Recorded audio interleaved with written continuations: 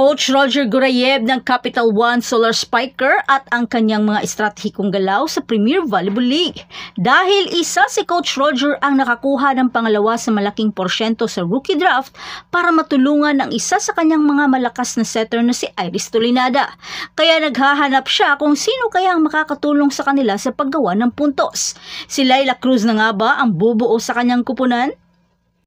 Pero bago pa man ang lahat, kung hindi ka pa nakapag-subscribe, please like and subscribe at pakispike na rin sa bell button para lagi kang updated sa mga volleyball ganap.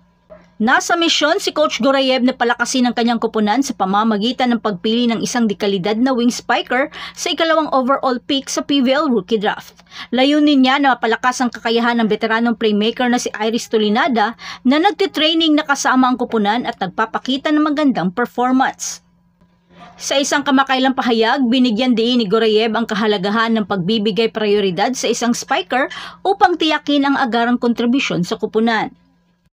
Pinahahalagahan niya ang karanasan at nais niyang iwasan ang pagbabangko sa mga manlalaro dahil para sa kanya, iba kasi ang kalidad ni Iris lalo na't nakapaglaro na ito sa ibang bansa na nagpapakita rin ng pangangailangan para sa mga manlalaro na maaaring mag-integrate ng seamless sa estilo ng paglalaro ng kupunan.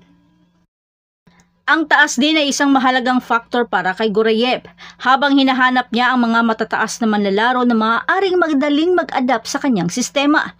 Nakatuon siya sa paghahanap ng mga manlalaro na maaaring agad na mag-adjust at magkaroon ng positibong impact sa kupunan.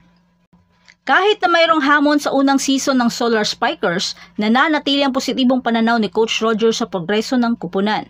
Sa pagdagdag ng Russian reinforcement na si Marina Tushova at sa malakas na ugnayan na nabuo ng mga lokal na manlalaro, naniniwala si Coach na handa ang kupunan para sa tagumpay sa darating na season.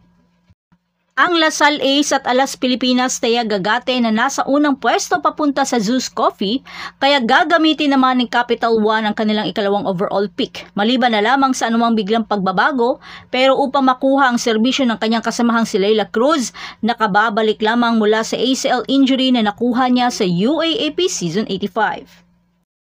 Para kina Romero at Gurayev, ang pangalawang pick ay magiging isang gintong pagkakataon para sa batang kupunan na taasan ng kanilang sariling antas bago pa man ang kanilang ikalawang PVL Conference. Masaya kami, pangalawa kami Maganda yung option namin pero pinakamaganda kung number 1.